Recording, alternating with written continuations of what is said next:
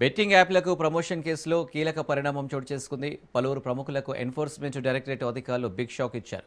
ఆస్తులను అటాచ్ చేశారు. మాజీ క్రికెటర్లు యువరాజ్ సింగ్, రాబిన్ ఉతప్ప, నటులు సోన్సూద్, నేహా శర్మా, ఊర్వశి రౌటేలా, టీఎంసీ మాజీ ఎంపీ మిమి చక్రవర్తి, బెంగాలీ నటుడు అంకుష్ హజ్రా ఆస్తులను అటాచ్ చేస్తూ ఈడీ ఉత్తర్వులు జారీ చేసింది.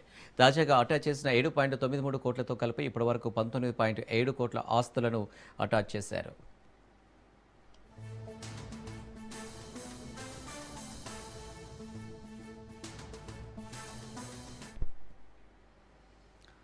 బెట్టింగ్ యాప్ల బారిన పడి పలువురు యువకులు ఆత్మహత్యకు పాల్పడ్డారు. ఈ క్రమంలో బెట్టింగ్ యాప్లను ప్రమోట్ చేసిన ప్రముఖులను అధికారులు వరుసగా విచారిస్తున్నారు. ఈ విచారణలో కీలక విషయాలు వెలుగులోకి వచ్చినట్లు సమాచారం. ఇప్పటికే టాలీవుడ్కు చెందిన పలువురు సినీ ప్రముఖులను కూడా సిఐడి అధికారులు విచారిస్తున్నారు. వీరిపై మియాపూర్, పంజగుట్ట పోలీస్ స్టేషన్లలో కేసులు నమోదయ్యాయి.